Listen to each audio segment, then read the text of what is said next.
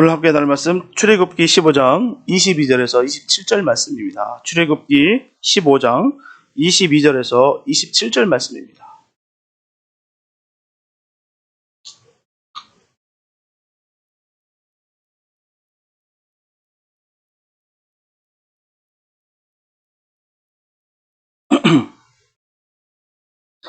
출애굽기 15장 22절에서 27절 말씀입니다. 주님의 귀한 말씀 봉독해 올립니다. 모세가 홍해에서 이스라엘을 인도하며 그들이 나와서 수르 광야로 들어가서 거기서 사흘 길을 행하였으나 물을 얻지 못하고 마라에 이르렀더니 그곳 물이 써서 마시지 못하겠으므로 그 이름을 마라라 하였더라. 백성이 모세를 대하여 원망하여 가로되 우리가 무엇을 마실까 하며 모세가 여호와께 부르짖었더니 여호와께서 그에게 한 나무를 지시하시니 그가 물에 던짐에 물이 달아졌더라. 거기서 여호와께서 그들을 위하여 법도와 율례를 정하시고 그들을 시험하실세 가라사대 너희가 너희 하나님 나 여호와의 말을 청종하고 나의 보기에 의를 행하며 내 계명에 귀를 기울이며 내 모든 규례를 지키면 내가 애굽 사람에게 내린 모든 질병의 하나도 너희에게 내리지 아니하리니 나는 너희를 치료하는 여호와임이니라. 그들이 엘렘에 이르니 거기 물샘 12과 종려 70주가 있는지라 거기서 그들이 그 물 곁에 장막을 치니라. 아멘.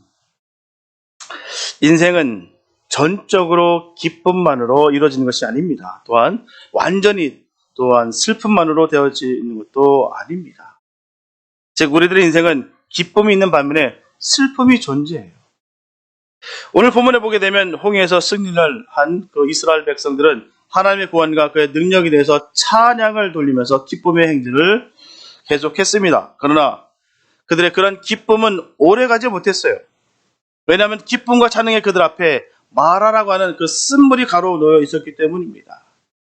이런 쓴물이라는 고통은 기쁨의 이스라엘에게 분명 달갑지 않은 상황이었고요. 심하게는 그들의 생존까지도 위협하는 정말 극한 고통의 상황이었을 것입니다.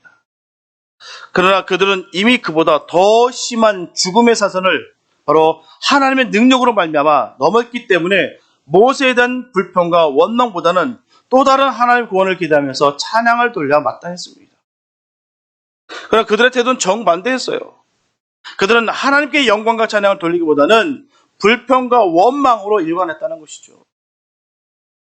그러나 사랑과 긍휼 하나님께서는 그러한 그들에게 불평에 진노하시지 아니하시고 한 나무를 통해서 그들의 고통을 해결해 주셨습니다. 오늘은 이러한 하나님의 사랑과 치료의 나무이신 바로 예수 그리스도에 대해서 우리가 생각해 볼까 합니다. 첫째, 주님은 언제나 우리 옆에 계세요. 본문 25절 상반부에 보게 되면 모세가 여호와께 부르짖었더니 여호와께서 그에게 한 나무를 지시하시니 그가 물에 던짐에 물이 달아졌더라. 여호와께서 그 나무를 나타내시기 전에는 아무도 이 나무를 발견하지 못했습니다. 그러나 평범한 나무일 뿐이에요. 특별한 그 나무가 능력이 있거나 대단한 나무가 아닙니다. 똑같은 평범한 나무일 뿐이에요. 이처럼 예수 그리스도는 하나님의 선물이며 계십니다. 요한복음 1장 18절에 보게 되면 아버지 품속에 있는 독생하신 하나님이 나타나셨느니라 하셨고요. 로마서 3장 25절에 보게 되면 이 예수를 하나님이 그의 피를 인하여 믿음으로 말미암아 화목제물로 세우셨느니라 말씀하고 있어요. 이처럼 하나님께서 예수님을 우리 죄인들을 위해서 화목제물로 세워 세상에 보내셨습니다. 모세가 이스라엘 백성을 대신하여서 하나님께 간절히 기도했더니 한 나무를 주신 것 같이 갈급한 인간의 간구에 대한 응답으로 말미암아 하나님께서 주 예수 그리스도를 이 땅에 우리에게 보내주셨습니다. 오늘 본문 말씀을 보게 되면 그 나무가 가까이 있었다는 것을 우리가 알 수가 있어요. 멀리 있는 곳에 억지로 가서 그 나무를 꺾고 오는 것이 아닙니다. 바로 옆에 있었다는 거예요. 하나님의 구원은 언제나 이렇게 가까이 있습니다. 생명나무는 멀리 있는 것이 아니에요. 그러나 문제는 우리들 가운데 서 있는 분을 깨닫지 못하는 것은 너무나도 슬픈 일이라는 것이죠. 이를테면 우리 마리아가 부활하신 예수님께서 바로 그 옆에 계셨는데도 불구하고 그분이 예수님인 줄 몰랐어요. 그러면서 하는 말씀이 그를 어디에 두었는지 내게 이르소서라고 동산직인 줄 알고 말하는 것을 볼 때 우리가 우리의 어리석음을 알 수가 있습니다. 한쪽에 치우치고 한쪽에 우리가 집중하다 보니까 주님을 바라보지 못하는 거예요. 주님이 계시는데도 불구하고 우리를 함께 안위하시는데도 불구하고 주님을 인식하지 못하고 살아갈 때가 얼마나 많은지 모릅니다. 그리고 예수님이 소경으로 난 자에게 너와 말하는 이가 그인이라 라고 말씀하고 있는데도 불구하고 모른다는 거예요. 이런 예수님의 증거처럼 그리스도는 깨닫지 못하는 우리 옆에 언제나 항상 함께 계십니다. 그분의 함께 하심을 깨닫는 믿음이 늘 뜰 수 있도록 우리 깨어있어야 될 줄로 믿습니다. 늘 주님을 인식하시고 주님을 느끼시고 주님과 함께 호흡하시며 살아가게 되시길 축복합니다. 이보다 더 값진 것이 없어요. 신앙생활하면서 주님과 함께 호흡하며 살아갈 수 있는 것만큼 그거보다 귀한 것이 없습니다. 많은 대부분의 사람들이 주님이 옆에 계시는데도 불구하고 모르고 살아요.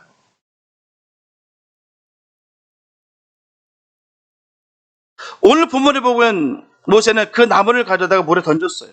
이처럼 하나님이 지시하신 그 구제책은 이미 주님에 의해서 준비가 다 되어 있었습니다. 원망하기 이전에 모든 문제는 주님께서 해결할 방법을 다 세워놓으셨다는 거예요. 인간은 그런 구제책을 미리 준비해 놓을 필요가 없습니다. 왜요? 다만 필요할 때 그것을 가져다 사용하는 거예요. 사용하면 되는 것입니다. 이런 실제적 예는 오랫동안 그 혈루증으로 고생하던 불쌍한 여인이 그리스도를 만졌고 그 만짐으로 말미암아 병고침을 받은 사실에 우리 명확하게 드러나는 것입니다. 주님을 꽉 잡으시기 바랍니다. 주님을 잡아야 내게 능력이 나타나는 것이고 주님과 함께해야 우리가 승리하는 거예요.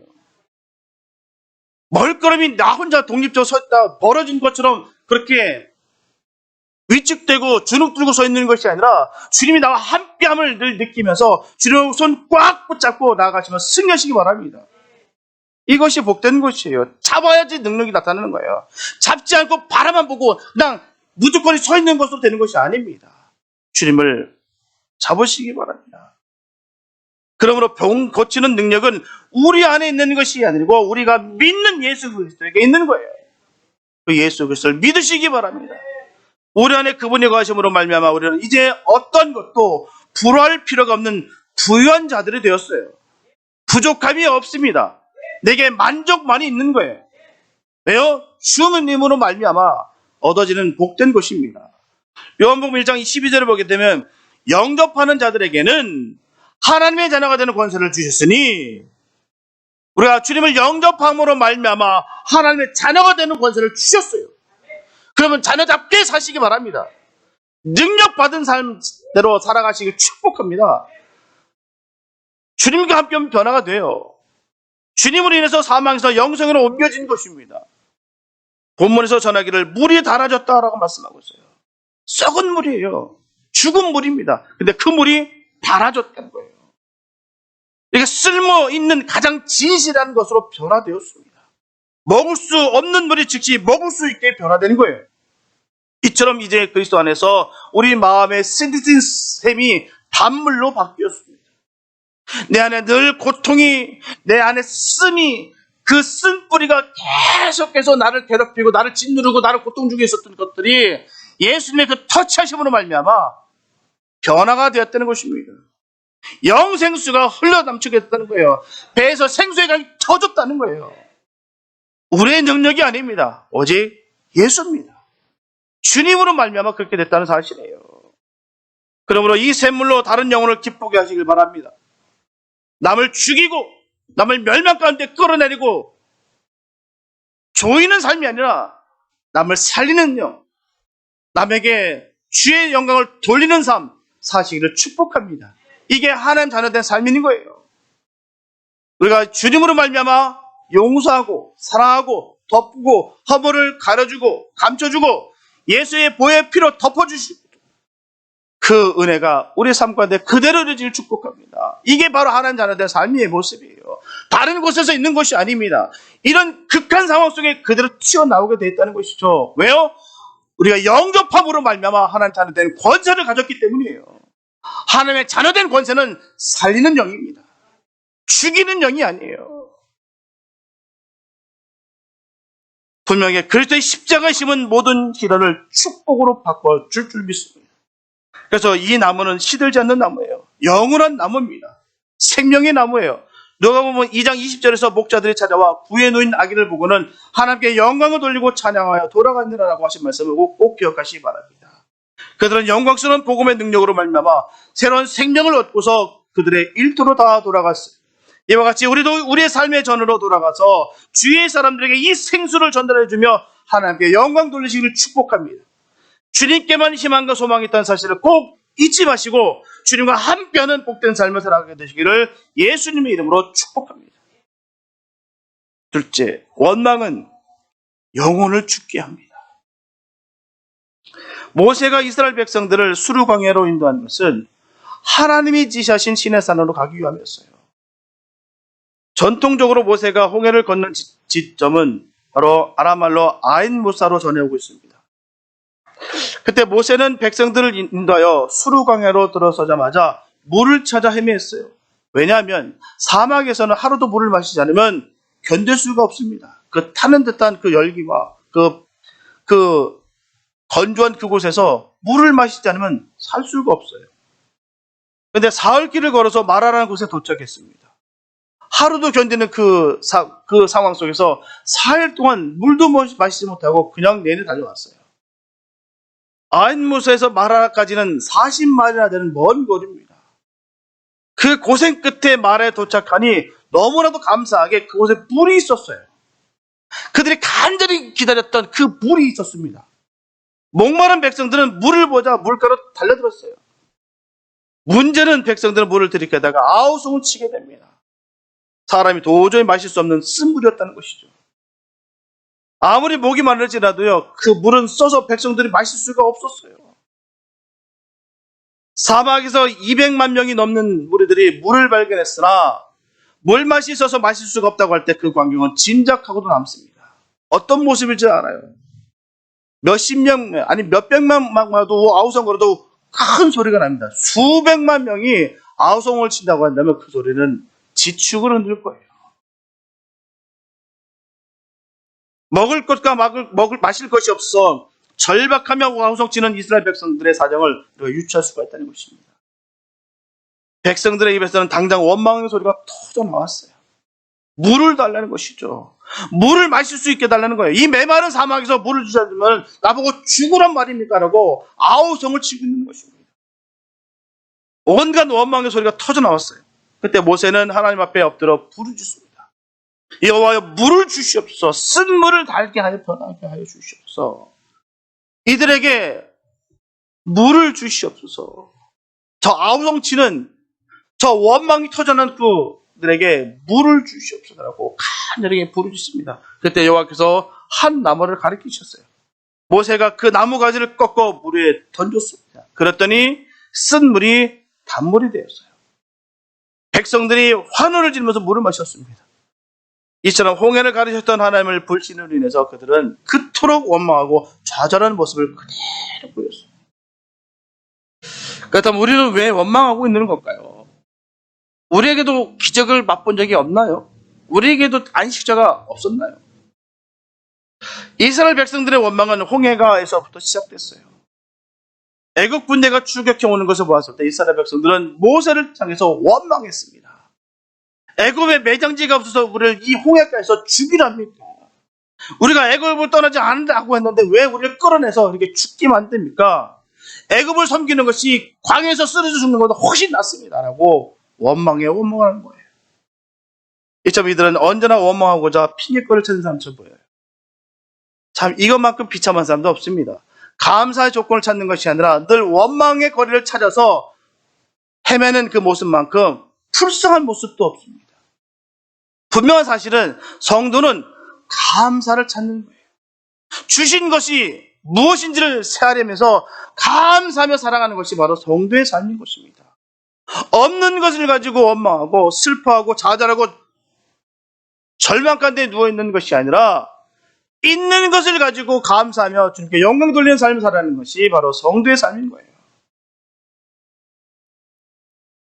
애굽을 떠나온 지 2월 15일에 이스라엘 백성들은 또 모세와 아론을 원망했어요. 고기를 달라는 거예요. 빵을 달라는 것입니다. 애굽의 고기 가마귀 곁에 있을 때는 빵을 배불리 먹었고 고기도 배불리 먹었는데 이제는 여호와 손에 죽었더라면, 그들에게 함께 있었다면 우리가 얼마나 좋았을까? 이 광야로 끌고 와서 우리를 죽이는군요. 다시 애굽으로 돌아갔다면 얼마나 좋았을까요? 예전에 그 먹었던 고기와 빵을 생각하니 이곳이 바로 지옥 같습니다라고 아우성거리는 거예요. 리비딤의 장막을 쳤을 때 또 물을 달라고 모세를 원망합니다. 물을 달라는 거예요. 우리와 우리 자녀와 우리 생축을 목말라 죽게 하느냐라고 불평불만합니다. 가데스 바네아에서 12정탐꾼을 보냈을 때 10정탐꾼이 한 보고를 듣고는 백성들이 밤이 새도록 소리를 높여 통곡하면서 모세와 아론을 원망했어요. 애굽에서 죽었더라면 좋았을 것을, 광야에서 죽었더라면 좋았을 것을, 어찌하여 여호와는 우리를 가나안 땅으로 이끌어서 저 원수의 칼에 저들에게 도륙을 당하고 살교를 당하게 우리를 버렸느냐고 그렇게 애원하면서 밤새도록 울면서 모세와 아론을 원망합니다. 고라와 다단과 아비람과 온이 당을 지어서 모세와 아론을 대적하다가 하나님의 심판을 받아 그들이 불에 타 죽었어요. 그때도 백성들은 모세와 아론을 원망합니다. 너희가 이 사람을 죽였다. 고라를 따르는 무리들이 땅이 갈라져 매몰되고 분양하던 250명이 불에 타 죽은 것을 모두 모세 너 때문이다. 대적하고 하나님을 불신했다는 것을 생각지 않냐고 그 상황만 바라보면서 원망하고 불평하면서 이렇게 대적했다는 사실입니다. 그리고 호르산에서 홍해길로 조차 에돔 땅을 둘러가게 되었을 때도 백성들이 길이 멀고 험함으로 말미암아 마음이 상해버렸어요. 또 모세와 아론을 원망합니다. 어찌하여 우리를 애굽에서 불러올려서 이 광야에서 죽게 하느냐. 이곳에는 먹을 것도 없고 물도 없다. 만나는 이제 진절이 난다. 그냥 파와 마늘과 과일과 신선한 채소를 달라. 하지만 문제는 그때가 과연 원망할 때인가라는 것이죠. 나그네가 물이 없다고 원망할 수가 있느냐는 것이죠. 피난민이 먹을 것이 없다고 원망할 수 있느냐는 것이죠. 전쟁하는 군인이 잠자리가 불편하다고 원망할 수가 있느냐는 것이죠. 분명한 것은 원망하는 사람은 모든 일에 원망한다는 거예요. 이게 공식입니다. 희한하고도 놀라워요. 원망하는 사람은 모든 일에 원망해요. 이를테면 모든 것이 다른 사람 때문이고요. 자기 잘못은 하나도 없다라는 거예요. 그래서 매일같이 원망합니다. 그렇기 때문에 해결할 길이 있어도 원망하고 해결할 길이 없어도 원망합니다. 일을 하면서도 원망하고 잠을 자면서도 원망합니다. 그런 사람들은 기도를 하면서도 원망하고 기적을 보면서도 원망합니다. 입에는 원망하는 소리가 그칠 날이 없어요. 너무나도 안타까운 모습입니다. 그런데 오늘 본문에 보게 되면 하나님은 왜 원망하는 백성들을 징계치 아니하시고 좋은 것으로 계속해서 갚아주시나요? 이 문제를 우리는 깊이 생각해 볼 필요가 있습니다. 사람 같으면 어떻을까요? 홍해가에서 원망한 사람들을 불러 다 벌을 내리셨을 거예요. 아니, 살려놨다니. 그 노예로 430년 동안 정말 짐승보다도 못한 대접을 받으면서 그렇게 고통 중에 신음해서 그렇게 부르짖었던 그 소리를 들으시고 주님께서 건져내 주셨건만 원망하고 있다는 것이죠. 다시 돌아갔으면 다시 그들 밑에서 다시 종노릇하는 것이 낫다. 자유를 주고 생명을 줬는데도 불구하고 그렇게 원망하고 있다는 것이죠. 그러면 우리 같았으면, 사람 같았으면 그냥 단방에 끝입니다. 우리가 보면 우리 주변에 얼마나 많아요. 보따리 물에 빠진 사람 건져냈더니 보따리 내놓으라고 할 때가 얼마나 많습니까? 주님께서 우리를 건져내 주셨는데도 불구하고, 우리는 생명 주셨는데도 불구하고 조금만 힘들고 그러면 자꾸 하나님께 원망하고 불평불만합니다. 우리 주님의 마음을 우리가 해야 되는 그런 복된 역사가 있길 바랍니다. 주님은 우리에게 다 주셨어요. 우리가 아무리 힘들고 어렵고 고난 중에 있다 할지라도 우리는 감사할 수밖에 없는 이유가 거기 있는 거예요. 이 이유를 모르면 원망할 수 있습니다. 불평할 수 있어요. 그러나 정말 내가 구원자였다면, 내가 정말 주님으로 인하여 내가 생명을 얻었다고 한다면 우리는 불평할 수 없습니다. 원망할 수 없어요. 매사에 감사밖에 있을 수가 없다는 것이죠. 우리 주님은 그런데도 불구하고 우리 부족한 허물을 바라보는 것이 아니라 사랑으로 용서하시고 더한 것으로 채워주시고 계속해서 이끄셨다는 것입니다.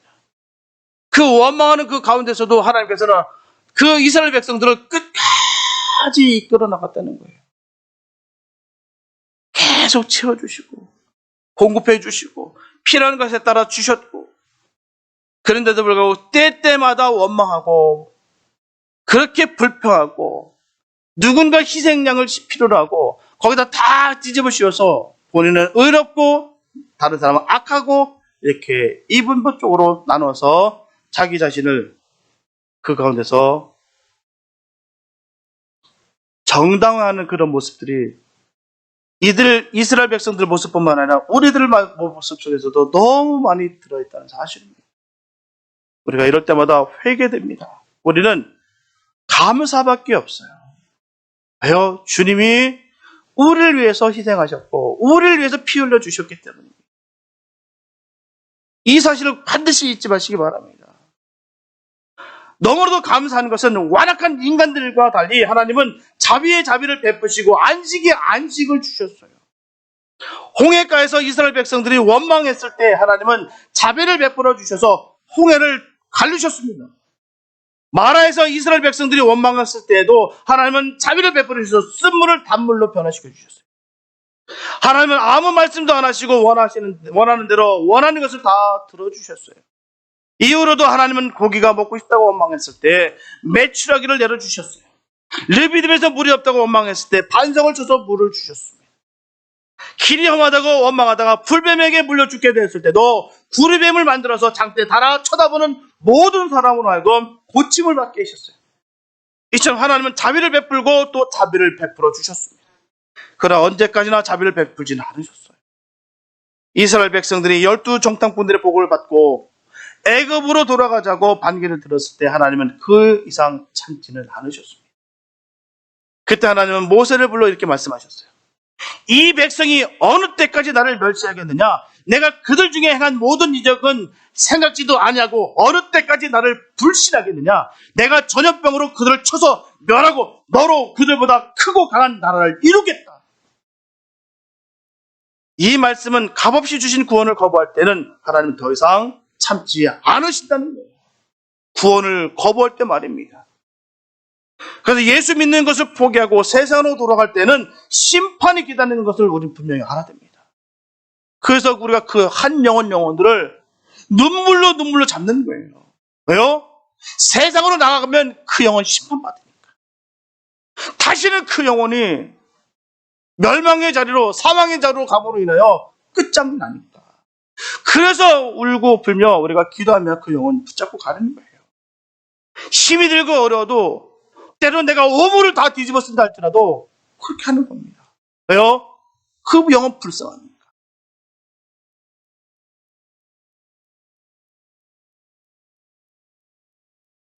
모세도 마찬가지입니다. 그 말을 듣고 하나님 앞에 기도드렸어요. 주께서 주의 능력으로 이 백성을 인도하여 내셨거늘 이제 와서 그리하시면 이방 백성들이 듣고 여호와가 자기 백성을 인도할 능력이 없어서 광야에서 죽였다 하지 않겠습니까?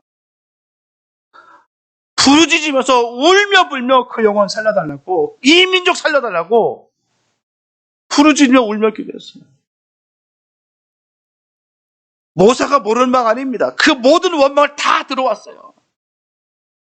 주님으로 말미암아 그 430년 동안 정말 죽은 인생, 버려진 인생들을 정말 주님께서 건져내 주셨는데 끌고 가는 것 동안 계속해서 원망하고 불평하고 다시 돌아가겠다라고 정말 시체말로 눈꼴 사납게 그렇게 했는데도 불구하고 모세는 결코 그 영혼들을 버리지 못하겠다는 것이죠.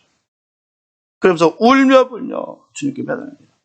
그러나 하나님은 이방 백성들로부터 그러한 비난을 듣는다 할지라도 원망하는 이스라엘 백성들을 용서치 않으셨어요. 그래서 20세 이상으로 계수함을 받은 자 중에 두 사람, 바로 여호수아와 갈렙을 제외한 모든 사람들은 다 광야에서 쓰러져 죽게 했습니다. 그리고 12 정탐꾼들이 가나안 땅을 정탐한 40일의 하루를 1년으로 계산해서 40년 동안 광야에서 유리 방황하게 하셨다는 거예요. 분명하게 하나님은 공의의 하나님 되십니다. 하나님 자비의 하나님이십니다. 자비의 하나님은 끝없이 참으시고 끝없이 용서하십니다. 하지만 자비의 하나님은 그 이상 용서할 수 없을 때는 징계하십니다.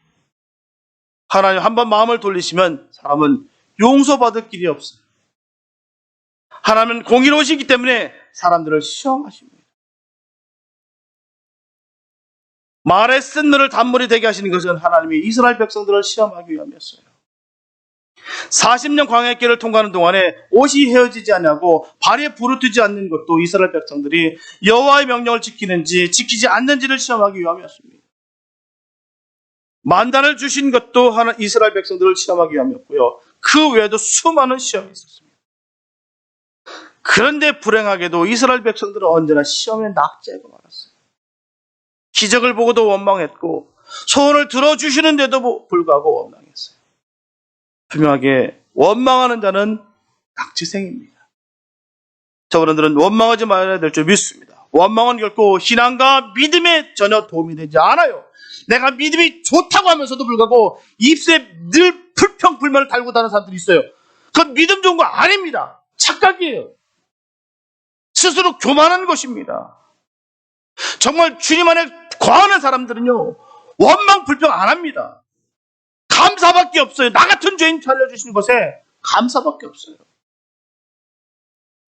그 시커먼 죄를 내가 알고 있는데 그런데도 불구하고 주님께서 나를 건져내 주시고 그 더러운 손인데도 불구하고 저희들 손을 그 피 묻은 손으로 꽉 잡아주셨다는 거예요. 이것이 얼마나 감사한지요. 우리 주변에 얼마나 많은지 모릅니다. 힘들고 어려울 때, 고난 중일 때는 살려달고 애걸복걸하고 싹싹 빌면서 하다가 조금 배부르고 살만하니까 다시 똑같이 그전보다 강팍하게 변해서 믿음 좋다라고 스스로 착각하는 사람들이 우리 주변에 얼마나 많은지 모릅니다. 우리 주변이 보셨을 때 얼마나 마음이 아프실까요? 저는 그 생각할 때마다 가슴이 찢어집니다. 주님 생각하니까 너무 마음이 아파요. 누가 누굴 정죄할 수 있으며 누가 누굴 미워할 수가 있겠습니까? 어떻게 원수 맺을 수가 있겠어요? 우리를 살려주셨는데요. 우리를 구원해 주셨는데요. 그 썩어진 영을 썩은 내가 풀풀 나고 죽었던 영혼에게 예수의 피를 흘려주심으로 말미암아 우리가 영원한 생명을 얻었는데요. 우리가 어찌 원망할 수가 있겠습니까? 우리가 어찌 불평할 수가 있겠습니까? 그래서 하나님 하시는 일에 대해 원망하지 마시고 사람에 대해서 원망하지 마시기 바랍니다. 원망하기보다는 언제나 주님을 신뢰하고 믿어서 주님께서 주시는 복을 받는 은혜가 있게 되시기를 예수님 이름으로 축복합니다. 셋째, 주님으로 기쁨이 회복돼야 됩니다. 우리의 인생에는 슬픔이 있어요. 그러면 그 슬픔의 근원이 무엇일까요? 우리는 실망감으로부터 이러한 슬픔 감정을 느끼게 됩니다. 또한 벅찬 기대감 속에 빠졌다가 그것이 한순간 무너져 버렸을 때 겉보기와는 너무나 다른 진상을 알게 되었을 때에 그리고 굳게 믿던 사람들로부터 배반을 당했을 때에 실망에 빠져서 억제하기 어려운 큰 슬픔에 잠기게 됩니다. 뿐만 아니라 육체적인 고통이나 사랑한 사람의 죽음으로 인한 이별로 말미암아 또한 슬픔을 느끼게 됩니다. 이스라엘 백성들이 가나안을 향한 긴 여정 가운데 겪어야만 했던 것처럼 모든 인간들은 긴 인생의 광야를 여행하면서 끊임없이 사랑한 사람들의 그 시신을 또 슬픔을 억누르며 묻어야만 하는 것입니다. 그러나 인간이 슬픔을 느끼게 되는 가장 중요한 근원은 무엇보다도 우리 인간들의 그 시커먼 죄악들입니다. 그 죄악은 인간이 맛보는 모든 슬픔의 근원으로 마라와 같이 쓴물을 뿜어내는 셈인 거예요. 끊임없이 죄악으로 말미암아 내 안에 쓴물이 그 계속해서 뿜어져 나온다는 것입니다. 무서운 거예요.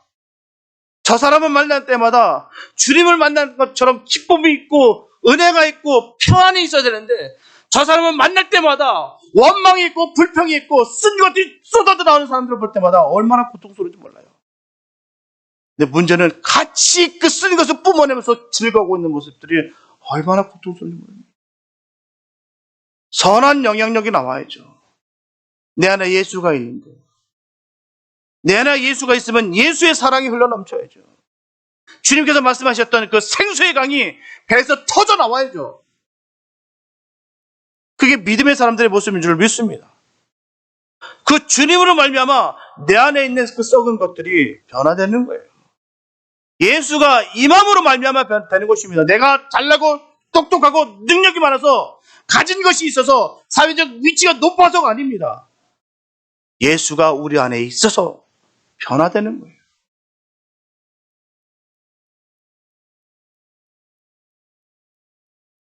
여호와 우리 인생에도 기쁨도 있습니다. 본문에 나타난 바와 같이 이스라엘 백성들이 엘림에 도착하니 모든 상황이 마라와는 정반대예요. 그곳에는 그들의 갈증을 완전히 해결하기에 충분한 물이 있었습니다. 피곤에 지친 그들의 쉬기에 충분한 시원한 나무 그들이 마련되어 있었어요. 하나님께서 출애굽한 이스라엘 백성이 광야에서 겪었던 괴롭고 험난한 그 순례 중에도 평안한 휴식의 장소를 마련해 주셨듯이 오늘날 그의 자녀들이 겪는 인생의 쓰라린 슬픔 속에도 반드시 찬란한 기쁨을 예비해 주십니다. 만일 우리 인간들에게 자신의 인생길을 자유로이 선택할 수 있는 기회가 주어진다면 모든 사람들은 말의 쓴물을 피하여서 엘림의 단물과 시원한 종려나무 그늘을 자책하기 위해서 갖은 노력을 다할 것입니다. 그러나 하나님의 뜻은 안락과 기쁨만을 추구하는 인간의 뜻과는 달라요. 하나님께서는 인간의 무지한 고집을 바로잡기 위해서 기쁨 뒤에는 슬픔과 고난을 주십니다. 그래야 제멋대로 인생 살다가 자신의 기대에 어긋나는 세상을 발견하고 하나님께 대항하려는 이전의 어리석음을 깨닫게 하시는 거예요. 우리에게 고통을 위한 고통 주신 거 없습니다. 시험을 위한 시험 주신 적 없습니다. 그 일을 통해서 하나님은 선한 것을 이루기 위함인 거예요. 우리를 살리기 위함인 것입니다. 늘 하나님께서는 온전한 인간을 만들기 위해서 기쁨과 슬픔을 함께 주세요. 순수한 기쁨이나 순수한 슬픔은 하나의 완전한 성품을 이루는 데 있어서 절반의 의미밖에는 가지지 못하기 때문에 이처럼 하나님께서는 우리를 향해서 자신의 마음을 활짝 열어놓도록 하기 위해서 고난과 슬픔을 주셔서 단련하십니다. 그러므로 환희의 승리 뒤에는 또다시 넘어가는 장애물이 있기 마련입니다. 거센 폭풍우 뒤에 찬란한 무지개가 떠오르듯이 우리의 인생에 있어서도 기쁨과 슬픔 역시 하나님의 섭리 가운데 조화롭게 주어지는 것이에요. 이처럼 우리의 슬픔과 고난이 하나님의 섭리의 일부분이시듯 그 슬픔에 대한 치료 역시 하나님께서 주관하십니다. 우리들이 겪는 슬픔과 고난은 우연히 생긴 것이 아니에요. 믿는 우리들에게는 절대로 우연이라는 거 없습니다. 자연적으로 그런 거 없습니다. 철저하게 하나님 계획하심과 하나님의 섭리 가운데 있는 거예요. 잊지 마시기 바랍니다. 그 가운데 그로 인하여 큰 축복을 주시기 위한 하나님 놀라운 계획과 섭리라는 것을 잊지 마시기 바랍니다. 그래서 우리는 하나님께서 당신의 치료하심을 나타내기 위해서 자연의 수단을 자주 사용하신다는 것을 알고 있어요. 이는 우리가 그 수단 자체를 중요하시는 것이 아니라 그것에 감춰진 비밀을 깨닫는 것이 중요해요. 우리 주변에 어떤 모든 것을 통해서 하나님 역사가 얼마나 많이 이루어집니까? 그것을 통해서 주님께서는 일하신다는 거예요. 우리에게 슬픈 상황이 닥쳤을 때 우리가 의지해야 되는 것이 바로 하나님께서 사용하시는 수단, 바로 하나님입니다. 하나님을 믿는 거예요. 그 무엇보다도 바로 하나님을 믿으시기 바랍니다. 그 믿음 가운데 우리가 변화되고 그 믿음으로 말미암아 우리가 승리하는 거예요. 하나님께서는 마라의 물을 달게 하기 위해서 나무를 사용하실 뿐만 아니라 이스라엘 백성들을 이끌기 위해서 나무를 사용하셨다는 거예요. 그 나무가 힘 있는 것이 아닙니다. 나무가 능력이 있는 것이 아니에요. 바로 하나님께 있다는 것입니다. 하나님께 순종할 때, 하나님께 역사하셨을 때 그 일이 이루어진다는 사실입니다. 하나님께서 대신 싸워주시면 어느 누구도 주님을 이길 수가 없습니다. 우리를 대신해서 주님께서 인도하신다는 거예요. 하나님께서는 그들의 광야 생활을 하는 동안 하나님을 알고 기억하도록 하기 위해서 자신을 나는 너희를 치료하는 여호와입니다. 이렇게 말씀하셨습니다. 다시 말씀드리면 하나님께서는 그들에게 나무라는 수단을 택하여 보여주시는 치료의 능력이 바로 하나님 안에 있다는 것을 나타내 보여주시는 거예요.